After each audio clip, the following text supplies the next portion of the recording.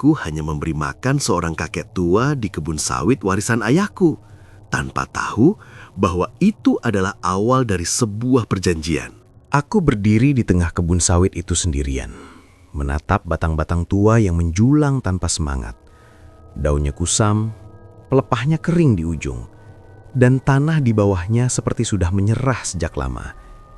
Inilah kebun peninggalan ayahku. Sawit tua yang katanya dulu pernah jadi sumber hidup keluarga kami, tapi sekarang lebih mirip beban yang sengaja ditinggalkan untuk diuji. Apakah aku sanggup bertahan atau ikut menyerah seperti orang-orang sebelumku? Namaku Arman, usia 27 tahun. Pulang ke kampung bukan karena rindu, tapi karena tak ada lagi yang bisa kupegang di kota. Ayah meninggal 6 bulan lalu, dan kebun ini satu-satunya warisan yang tersisa. Orang-orang desa bilang kebun ini sudah habis umurnya. Ada juga yang bilang dari dulu memang aneh, hasilnya tak pernah stabil. Tapi ayah selalu diam kalau ditanya. Ia hanya berkata, rawat saja seperti merawat makhluk hidup. Aku menarik napas panjang. Bau tanah basah bercampur dengan aroma daun sawit yang tua menusuk hidung. Angin sore berembus pelan, tapi tak menenangkan. Justru ada rasa seperti sedang diawasi. Sejak pertama kali aku masuk ke kebun ini pagi tadi, perasaan itu tak pernah benar-benar pergi. Aku berjalan menyusuri barisan pohon, menghitung langkah, mencoba menenangkan pikiran. Tiba-tiba mataku menangkap sesuatu di kejauhan, di dekat pematang kecil yang membelah kebun dan hutan. Sesosok orang duduk di sana. Awalnya kupikir hanya bayangan atau orang kebun lain, tapi saat aku mendekat, langkahku melambat sendiri. Sosok itu seorang kakek. Tubuhnya kurus, punggungnya sedikit membungkuk, rambutnya putih panjang terurai sampai bahu. Pakaiannya sederhana, lusuh, warnanya sudah sulit dibedakan. Ia duduk diam, menatap tanah di depannya, seolah kebun ini miliknya. Aku berhenti beberapa meter darinya. Aneh, aku yakin tak ada siapa-siapa saat aku masuk tadi. "Pak," suaraku keluar pelan, hampir ragu. Kakek itu mengangkat kepala perlahan. Matanya kecil tapi tajam. Tatapannya menembus, bukan menilai, tapi seperti sudah lama mengenalku. Aku refleks menelan ludah. "Kebun ini sudah lama tak disentuh tangan yang benar," katanya. Suaranya rendah, serak tapi jelas. Aku terdiam. "Ini kebun sawit saya, Pak. Peninggalan orang tua." Kakek itu tersenyum tipis. Senyum yang entah kenapa membuat tengkuku dingin. Aku tahu. Jawaban itu terlalu cepat, terlalu yakin. Aku ingin bertanya dari mana dia tahu, tapi lidahku terasa berat. Aku malah bertanya hal lain. "Bapak tinggal di sini?" Ia tidak langsung menjawab. Tangannya yang keriput meraih segenggam tanah, diremas perlahan. Tanah ini hidup, tapi sudah lama dibiarkan lapar. Aku mengernyit. "Maksud Bapak?" Kakek itu berdiri. Aku baru sadar tinggi badannya hampir sejajar denganku. Ia menepuk-nepuk tangannya, membersihkan tanah yang menempel. "Kalau kau pikir sawit ini mati karena pupuk, kau salah. Mereka mati karena dilupakan." Aku tertawa kecil, bukan karena lucu, tapi karena gugup. "Saya baru datang, Pak. Baru mulai lagi." Tatapan kakek itu beralih ke batang sawit di belakangku. "Mulai saja tidak cukup, kau harus tahu caranya." Aku ingin bertanya lebih banyak, tapi belum sempat aku membuka mulut, kakek itu sudah melangkah pergi ke arah hutan. Langkahnya pelan, tapi entah kenapa terasa jauh dalam sekejap. "Pak," panggilku spontan. "Nama Bapak siapa?" Ia berhenti sesaat tanpa menoleh. "Nama tak penting. Kalau kau sungguh mau kebun ini hidup, besok sore bawakan aku makan. Nasi hangat, jangan kurang." Jantungku berdegup keras. Kalau saya tidak datang? Ia menoleh sedikit, sekilas saja, tapi cukup membuat kakiku lemas. "Sawit ini akan tetap seperti sekarang, dan kau akan tahu rasanya merawat sesuatu yang menolakmu." Setelah itu ia benar-benar menghilang di balik batang-batang pohon.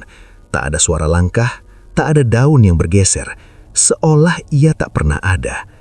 Aku berdiri lama di tempat itu, menatap arah hutan yang kini kembali sunyi. Angin sore terasa lebih dingin. Aku mencoba berpikir logis. Mungkin dia orang tua desa yang biasa masuk kebun, tapi satu hal membuat pikiranku kacau. Tanah di tempat ia duduk tadi sama sekali tak berbekas. Tak ada jejak, tak ada rumput yang rebah. Saat matahari mulai tenggelam, aku memutuskan pulang. Tapi sebelum melangkah keluar kebun, aku menoleh sekali lagi ke arah pematang itu. Entah kenapa, untuk pertama kalinya sejak mewarisi kebun ini, aku merasa sawit-sawit tua itu sedang menunggu aku. Bukan menunggu dirawat, tapi menunggu sesuatu yang sudah lama tak mereka dapatkan. Aku hampir tidak tidur malam itu. Setiap kali mata terpejam, yang terbayang adalah tatapan kakek kemarin sore. Tajam, tenang, dan terlalu yakin seolah kebun ini memang lebih mengenalnya daripada aku. Berkali-kali aku mencoba meyakinkan diri sendiri bahwa ia hanyalah orang tua desa yang kebetulan lewat, tapi ingatan tentang tanah yang tak berbekas-bekas dudukannya terus mengusik. Pagi harinya aku kembali ke kebun. Matahari masih rendah, embun menggantung di ujung pelepah sawit. Anehnya, kebun itu terasa sedikit berbeda. Bukan berubah, tapi seperti sadar. Aku menggeling pelan, mencoba mengusir pikiran aneh itu. Menjelang sore, aku berdiri di dapur kecil rumah peninggalan ayah. Di atas meja ada sebungkus nasi putih hangat, lauk sederhana, ikan asin dan sambal. Tanganku sempat berhenti saat hendak membungkusnya. Aku merasa bodoh, membawa makanan ke kebun untuk seseorang yang bahkan belum tentu ada. Tapi ada dorongan yang tak bisa kutolak, seperti rasa sungkan pada sesuatu yang lebih tua dan lebih tahu. Aku berangkat saat matahari mulai condong. Jalan tanah menuju kebun terasa lebih panjang dari biasanya. Setiap langkah diiringi pertanyaan di kepala. Kalau dia tidak datang, apa yang akan kulakukan? Menertawakan diri sendiri dan pulang? Atau menunggu sampai gelap? Aku tiba di pematang itu, tempat yang sama. Batang sawit besar di sampingnya tampak lebih hitam dari kemarin. Aku meletakkan bungkusan nasi di atas pelepah kering yang jatuh tepat di dekat batang pohon. Aku menunggu. Awalnya hanya suara angin dan serangga sore. 5 menit, 10 menit. Aku mulai merasa konyol. Aku hendak mengambil kembali bungkusan itu ketika suara pelan terdengar dari belakangku. Kau menepati janji. Aku menoleh cepat. Kakek itu sudah duduk di sana, di tempat yang sama seperti kemarin, seolah muncul dari tanah. Dadaku langsung sesak. Aku bawakan makan, kataku. Suaraku lebih pelan dari yang kuinginkan. Ia mengangguk, lalu menunjuk bungkusan itu. Letakkan di tanah. Aku ragu sejenak. Di sini, Pak. Di sini, jawabnya singkat. Aku menuruti. Begitu bungkusan menyentuh tanah, kakek itu membukanya perlahan. Nasi masih mengepul tipis. Ia mengambilnya dengan tangan, tanpa sendok, tanpa tergesa. Cara makannya tenang, hampir hikmat. Aku berdiri kaku, tak tahu harus berbuat apa selain menunggu. Kau tidak takut? Tanyanya sambil mengunyah. Takut, jawabku jujur. Tapi saya juga butuh kebun ini hidup. Ia berhenti mengunyah, menatapku lama. Kebun ini hidup sebelum kau lahir, sebelum ayahmu datang. Ucapan itu membuat bulu kuduku berdiri. Bapak kenal ayah saya? Ia tidak menjawab langsung. Ia melanjutkan makan sampai habis, bahkan remah nasi terakhir pun diambilnya. Setelah itu, ia mengeremas bungkus nasi itu dan menaruhnya kembali di tanah. Dulu ayahmu juga pernah memberi makan seperti ini, katanya akhirnya. Nafas seolah berhenti di tenggorokanku. Jadi, bapak siapa sebenarnya? Kakek itu tersenyum tipis. Panggil saja aku Rahman. Nama itu terdengar biasa, tapi cara mengucapnya terasa berat. Mulai besok, kau rawat sawit ini dengan caraku. Jangan bandel. Aku mengangguk cepat. Apa saja yang harus saya lakukan? Ia berdiri perlahan. Sekali lagi aku tidak mendengar suara langkahnya. Datang tiap sore selama 7 hari. Bawakan makan. Jangan pernah kurang. Jangan pernah dingin. Kalau saya terlambat, Ia menatap batang sawit di samping kami. Sawit ini tidak suka menunggu. Aku menelan ludah, dan setelah 7 hari, ia berjalan mengitari pohon menyentuh batangnya dengan telapak tangan. Kalau kau lulus, aku ajari cara merawat sampai panen. Kalau tidak, ia berhenti tepat di depanku. Jarak kami sangat dekat. Aku bisa mencium bau tanah basah dari tubuhnya. Kau pulang saja, tinggalkan kebun ini. Aku ingin bertanya apa maksud lulus, tapi kakek itu sudah melangkah menjauh. Sebelum benar-benar menghilang, ia berkata tanpa menoleh, "Ingat satu hal, Man. Kau memberi makan bukan hanya aku. Namaku." Ia menyebut namaku. Aku berdiri membeku. Saat aku memberanikan diri mendekati tempat ia makan, tanah di bawah bungkusan nasi itu terasa hangat, bukan karena matahari. Hangat seperti baru disentuh oleh sesuatu yang hidup. Aku pulang dengan langkah gontai. Di belakangku, kebun sawit itu sunyi. Tapi untuk pertama kalinya, aku yakin aku tidak sendirian di sana. Hari ketiga, aku datang ke kebun dengan kepala penuh tanda tanya. Nasi hangat masih mengepul di dalam bungkusan kain. Tanganku sedikit gemetar, bukan karena lelah, tapi karena perasaan seperti sedang menjalani sesuatu yang seharusnya tidak diketahui orang lain. Sejak sore pertama memberi makan kakek Rahman, kebun ini berubah pelan-pelan. Bukan perubahan yang bisa langsung dijelaskan, tapi cukup terasa untuk membuatku tidak lagi menganggapnya kebetulan. Daun-daun sawit yang kemarin tampak kusam, kini terlihat lebih hijau di beberapa bagian. Tanah di sekitar batang terasa lebih lembab, padahal hujan tidak turun. Aku jongkok, menyentuh tanah itu. Hangat, seperti tubuh yang masih menyimpan napas. "Kau datang lebih cepat hari ini." Suara itu muncul dari samping, membuatku menoleh cepat. Kakek Rahman sudah berdiri di bawah pohon sawit tertua, tangannya bertumpu pada batang yang penuh bekas sayatan lama. Aku tidak melihatnya datang. "Saya takut terlambat," jawabku jujur. Ia mengangguk pelan. "Bagus, sawit ini tidak suka orang yang merasa punya waktu."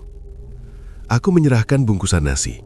Seperti sebelumnya, ia menyuruhku meletakkannya di tanah, tepat di antara 2 akar besar yang mencuat. Setelah makan, ia tidak langsung pergi. Ia menatap kebun, lama, seolah mendengarkan sesuatu yang tidak bisa kudengar. "Sekarang dengarkan baik-baik," katanya akhirnya.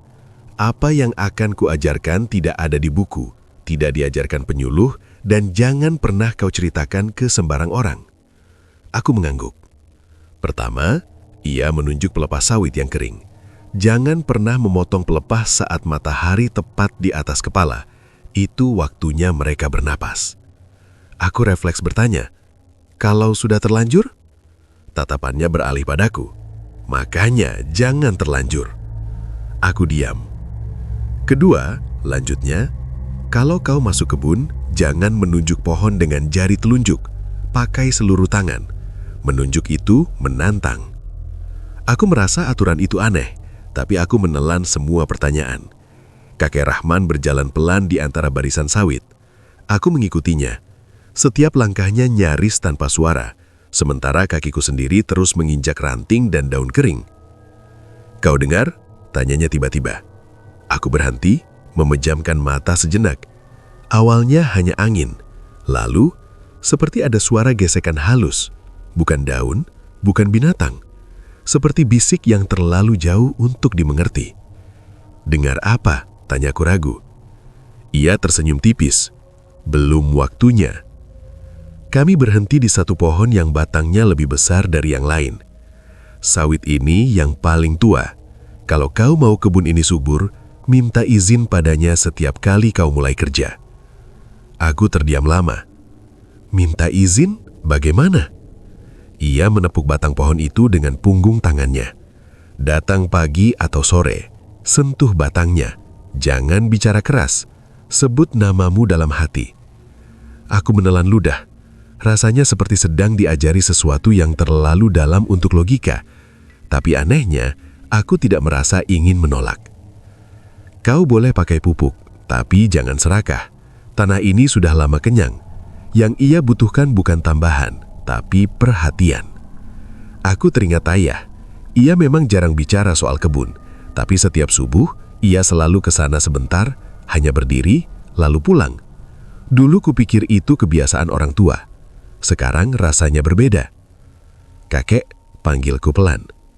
Kalau semua ini dilanggar, ia berhenti berjalan. Tidak menoleh, tapi suaranya berubah lebih berat. Sawit ini tidak marah seperti manusia. Mereka hanya berhenti memberi. Angin dadak terasa lebih dingin. Aku melihat sekeliling. Beberapa daun sawit bergerak perlahan meski angin nyaris tak ada. "Kau sudah mulai terikat, maka rawatlah dengan benar."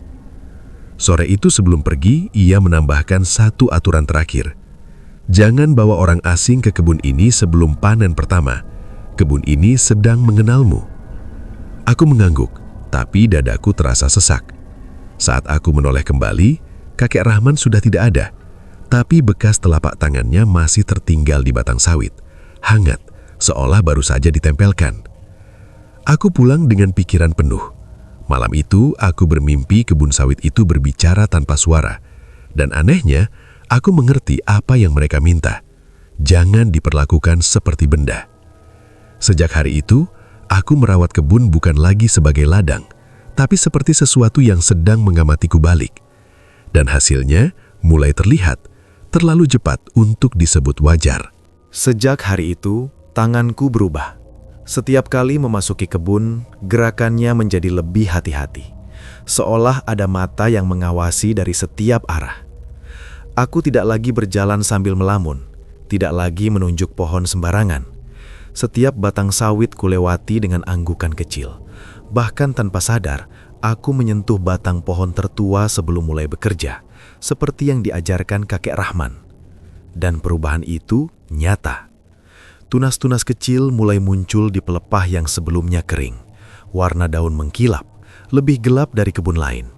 Tanah yang dulu keras kini mudah dicangkul, lembab meski tak hujan. Orang desa mulai memperhatikan. Salah satunya, Johan.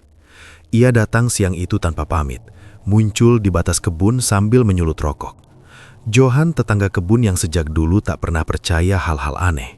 Baginya, sawit hanya soal pupuk dan hitungan. "Man," katanya keras, matanya menyapu kebun.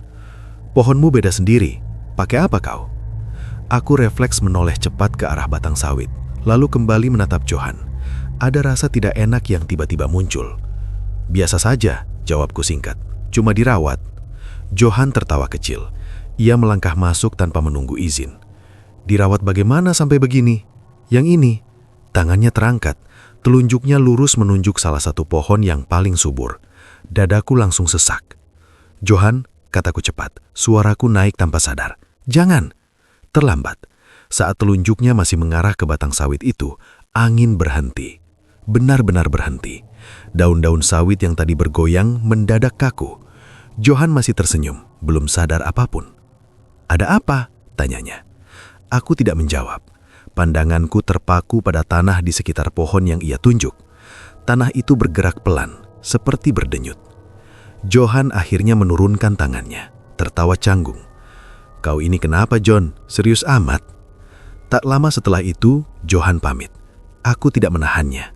Aku hanya berdiri mematung, menunggu sesuatu yang bahkan aku sendiri tidak tahu apa bentuknya. Sore harinya, kakek Rahman datang. Ia berdiri di balik barisan pohon. Wajahnya lebih gelap dari biasanya. "Ada yang melanggar," katanya tanpa basa-basi. Aku menunduk. "Dia tidak tahu, kek. Tanah ini tidak peduli tahu atau tidak. Yang tahu seharusnya mengingatkan." Aku menelan ludah. Apa yang akan terjadi? Ia tidak langsung menjawab. Ia berjalan ke arah pohon yang tadi ditunjuk Johan, menyentuh batangnya lama, lalu menarik tangannya perlahan. Satu saja. "Maksudnya?" Aku ingin bertanya lebih jauh, tapi kata-kataku tertahan di tenggorokan. Ada rasa bersalah yang berat menekan dadaku. Kakek Rahman menatapku tajam. "Ingat baik-baik, kebun ini tidak boleh ditunjuk, ditertawakan, atau dibandingkan. Kalau ada orang lain di sini, kau bertanggung jawab." Malam itu aku tidak bisa tenang. Sekitar pukul 2 dini hari, suara keras terdengar dari arah kebun. Bukan ledakan, bukan juga angin. Suara seperti kayu tua yang patah dari dalam. Aku berlari keluar rumah dengan senter. Cahaya kuning itu menyapu barisan sawit sampai akhirnya berhenti di satu titik. Satu pohon sawit roboh. Akar-akarnya terangkat ke udara. Tanah di sekitarnya terbuka seperti dicabik dari bawah. Tidak ada bekas angin kencang. Tidak ada tanda ditebang. Pohon itu jatuh sendiri. Tepat pohon yang tadi ditunjuk Johan. Aku berdiri terpaku. Nafasku berat. Di antara akar yang terbuka, kulihat sesuatu yang membuat kakiku lemas. Bekas telapak kaki kecil, banyak, mengarah ke dalam tanah. Terlalu kecil untuk manusia dewasa. Keesokan paginya, Johan datang lagi. Wajahnya pucat. "Man, semalam pohonmu tumbang ya?" Aku mengangguk pelan. Ia menelan ludah. "Semalam aku mimpi. Ada yang menegurku. Katanya aku lancang." Aku tidak menjawab. Aku hanya menatap kebun, merasa dingin meski matahari sudah naik. Sejak hari itu, Johan tidak pernah lagi masuk ke kebunku. Dan aku semakin paham satu hal. Kebun ini bukan hanya hidup, tapi punya batas. Dan siapapun yang melewatinya akan diingat. Sejak pohon itu roboh, aku jadi lebih sering memperhatikan hal-hal kecil yang dulu tak pernah kupedulikan. Cara daun bergerak meski angin tak terasa. Cara tanah di sekitar batang sawit selalu tampak seperti baru disentuh. Dan satu hal yang paling menggangguku, langkah kaki kakek Rahman. Sore itu aku datang lebih awal. Nasi hangat masih mengepul saat kubuka bungkusan. Aromanya bercampur bau tanah yang semakin kuat akhir-akhir ini. Aku meletakkannya di tempat biasa, di dekat pohon tertua. Aku tidak memanggil. Aku hanya menunggu. "Ada yang ingin kau tanyakan." Suara itu muncul dari belakang, seperti biasa tanpa tanda. Aku menoleh. Kakek Rahman berdiri tak jauh dariku. Kali ini aku memperhatikan kakinya. Sandalnya lusuh, warnanya hampir sama dengan tanah. "Kek," kataku pelan, "pohon yang roboh itu karena Johan ya?" Ia tidak langsung menjawab. Ia duduk, membuka bungkusan nasi, mulai makan perlahan. Aku tetap berdiri, tapi mataku tak lepas dari kakinya. Ada jarak tipis antara telapak sandal dan tanah. Sangat tipis, tapi nyata. "Kau melihatnya," katanya tenang, seolah membaca pikiranku. Aku menelan ludah. Jejak kakek tidak pernah ada. Ia berhenti makan, mengangkat wajahnya. Tatapannya tidak marah, tapi juga tidak ramah. "Kalau kau tahu siapa aku, kau takkan berani memberi makan." Kalimat itu kembali terngiang, sama persis seperti yang pernah ia ucapkan sebelumnya. Dadaku terasa semakin sempit. "Tapi saya sudah terlanjur, Kek." Ia tersenyum tipis. "Dan karena itu, kau masih berdiri di sini." Ia melanjutkan makan. Tangannya gemetar halus, tapi bukan seperti orang tua lemah. Lebih seperti menahan sesuatu. Setelah selesai, ia berdiri dan berjalan melewatiku. Aku refleks menoleh ke tanah. Tidak ada satupun bekas langkah. "Kau tidak perlu menunduk begitu," katanya. "Aku tidak menjejak seperti kalian." Aku memberanikan diri bicara. "Kakek, ini kebun siapa sebenarnya?" Ia berhenti. Lama. Udara di sekeliling kami terasa berat, seperti ditekan dari atas. "Dulu, sebelum sawit ini ada, tempat ini hutan. Kami yang menjaga. Ayahmu tahu itu." Aku teringat ayah lagi. Kebiasaan subuhnya, diamnya setiap kali orang membicarakan kebun ini. Ayah pernah memberi makan juga. Kakek Rahman mengangguk pelan. Ia tidak serakah. Itu sebabnya kebun ini tidak pernah benar-benar mati. Aku menatap sekeliling. Barisan sawit itu kini terasa berbeda. Bukan sekedar pohon, tapi seperti barisan tubuh yang berdiri diam, mendengar. "Kalau saya berhenti sekarang?" Ia menoleh padaku. "Kau boleh berhenti merawat, tapi kau tidak bisa berhenti diingat." Kalimat itu membuat kakiku dingin sampai ke telapak. Diingat oleh siapa? Ia tidak menjawab. Ia hanya mengangkat tangannya, menunjuk ke arah tanah, bukan dengan telunjuk, tapi dengan seluruh telapak, seperti yang ia ajarkan. Tanah di bawah sawit bergetar halus, hampir tak terlihat. Jejak yang tak menyentuh tanah selalu lebih lama tinggal. Malam itu aku pulang dengan pikiran kacau. Aku bermimpi berjalan di kebun tanpa bayangan. Aku melihat banyak sosok tua berdiri di antara pohon sawit, semua tanpa jejak. Semua melatapku seolah aku tamu yang terlalu lama tinggal. Keesokan paginya aku memeriksa kebun. Di sekitar pohon yang roboh, tanah sudah kembali rata. Tapi ada satu hal baru. Bekas telapak kaki kecil, samar, berhenti tepat di batas kebunku. Tidak masuk, tidak pergi. Aku berdiri lama di sana. Untuk pertama kalinya aku benar-benar sadar, aku bukan lagi sekedar pemilik kebun. Aku penjaga yang sedang diuji. Dan jejak yang paling berbahaya, bukan yang terlihat, tapi yang tak pernah menyentuh tanah. Perubahan itu datang terlalu cepat untuk disebut wajar. Bahkan sebelum hitungan bulan yang seharusnya, tandan-tandan sawit mulai menguning sempurna.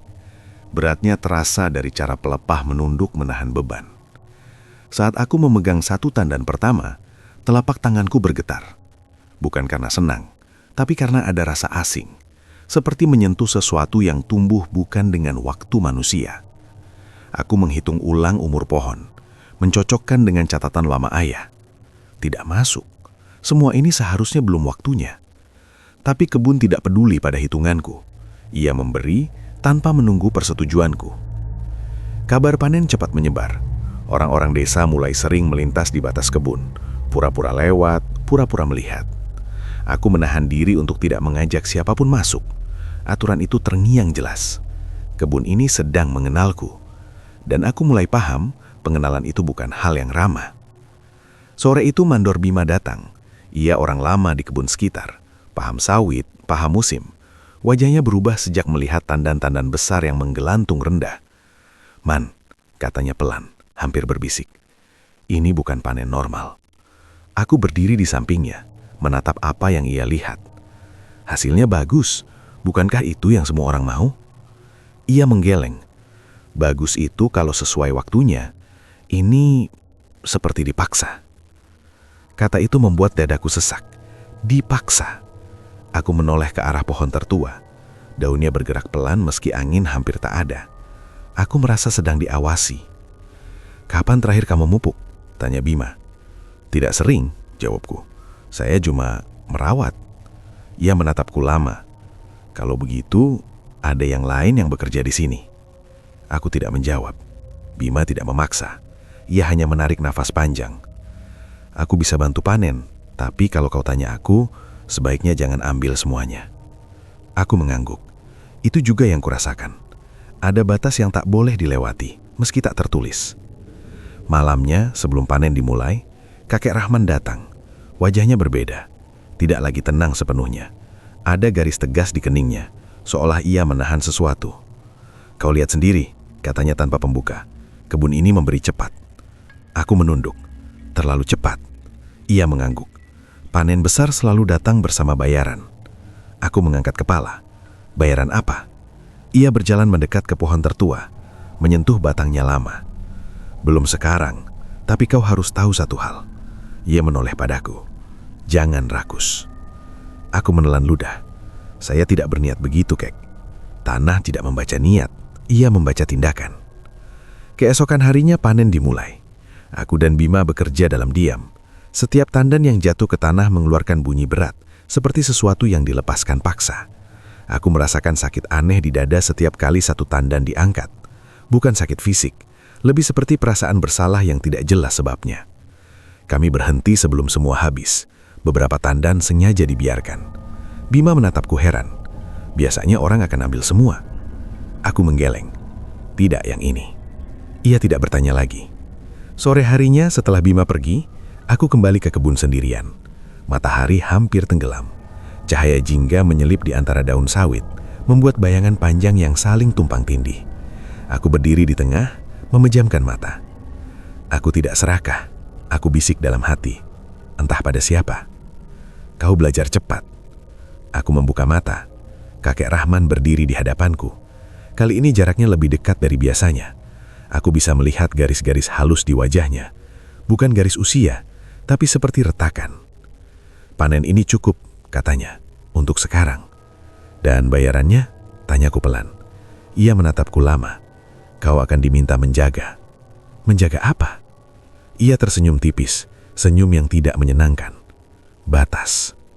Malam itu aku pulang dengan perasaan berat. Di rumah, aku menghitung hasil panen. Angkanya besar, terlalu besar untuk kebun yang kemarin masih nyaris mati. Tapi di sela kegembiraan itu, ada satu hal yang terus mengganggu. Suara pelan dari arah kebun, seperti bisik banyak orang yang sedang menghitung sesuatu. Keesokan harinya, satu pelepas sawit mengering mendadak. Hanya satu, tepat di pohon yang tandannya paling banyak kuambil. Aku berdiri lama menatapnya. Panen besar itu nyata, tapi sekarang aku tahu, kebun ini sedang mengingatkanku. Memberi cepat bukan berarti memberi tanpa syarat.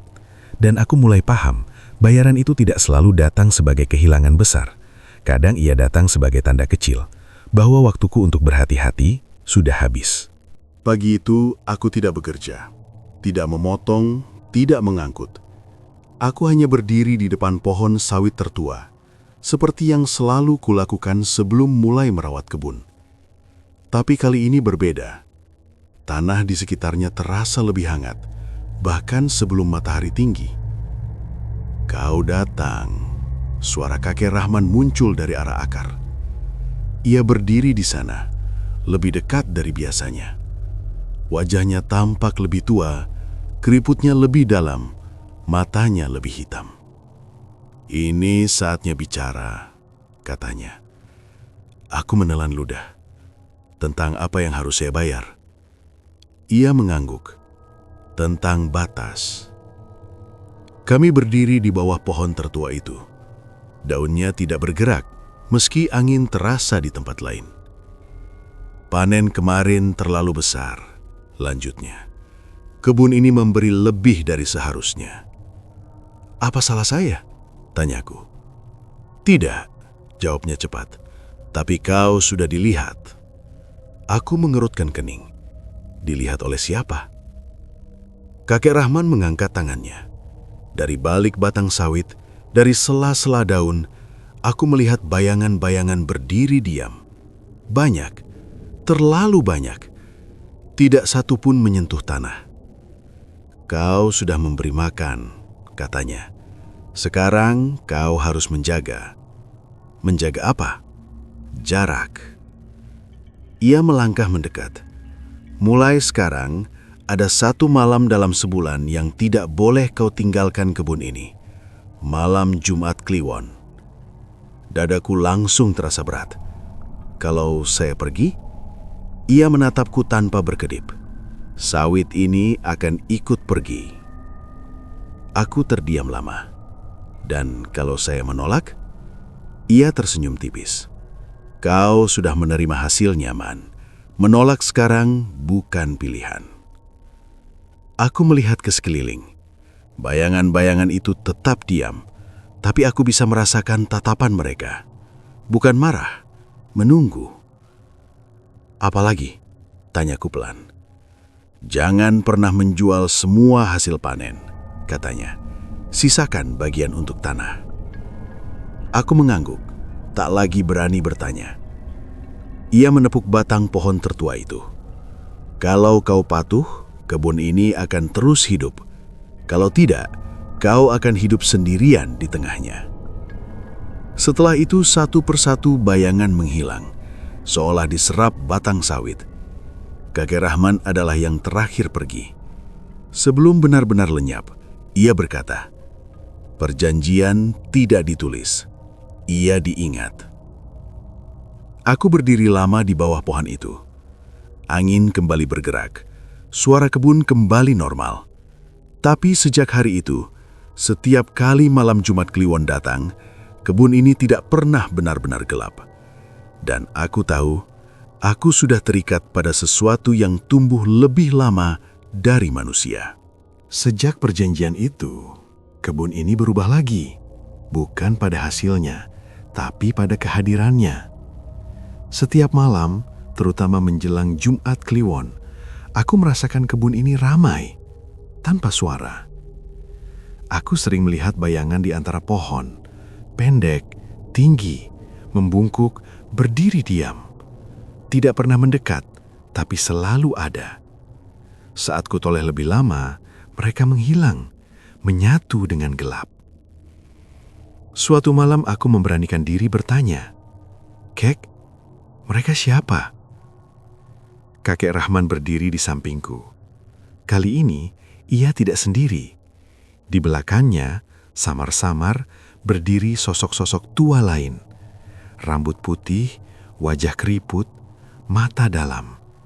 Tidak satupun menjejak tanah. "Kau sudah panen bersama kami," katanya. "Sekarang kau melihat kami." Nafas terasa berat. Apa mereka akan mengganggu? "Selama kau ingat batas," jawabnya, "kami hanya menjaga." Aku menatap kebun yang kini terasa seperti dunia lain. Sawit-sawit itu berdiri seperti tiang, membatasi wilayah yang bukan sepenuhnya milik manusia.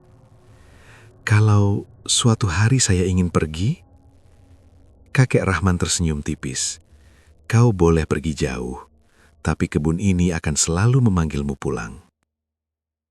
Malam itu, aku melihat mereka semua berdiri mengelilingi pohon tertua. Diam, menunggu. Dan untuk pertama kalinya, aku sadar, kakek Rahman bukan penjaga terakhir. Ia hanya yang paling sering menampakkan diri. Kebun ini tidak pernah sepi. Hanya saja, tidak semua orang diizinkan melihat siapa saja yang tinggal di dalamnya. Kebunku selalu panen besar, tapi tidak pernah seluruhnya kujual. Setiap panen, aku sisakan beberapa tandan. Kubaringkan di tanah, kubiarkan membusuk, kembali ke asalnya. Orang-orang heran, "Kau rugi, Man?" Aku hanya tersenyum. Mereka tak akan mengerti. Kakek Rahman kini jarang berbicara. Ia lebih sering berdiri di bawah pohon tertua, menatap kebun seperti kakek yang puas melihat cucunya tumbuh. "Kau ingat caranya memberi makan?" katanya suatu malam. "Aku ingat," jawabku. Kadang aku merasa kebun ini bukan lagi tempat kerja, tapi rumah yang menahanku. Aku tidak berani menjualnya, tidak berani meninggalkannya terlalu lama. Karena aku tahu, selama sawit ini hidup, aku akan selalu dipanggil pulang. Dan mungkin suatu hari nanti, jika ada orang lain yang datang memberi makan dengan tangan gemetar seperti dulu, mereka akan bertanya tentang kebun ini. Saat itu, mungkin aku yang berdiri di pematang, dengan jejak yang tak lagi menyentuh tanah.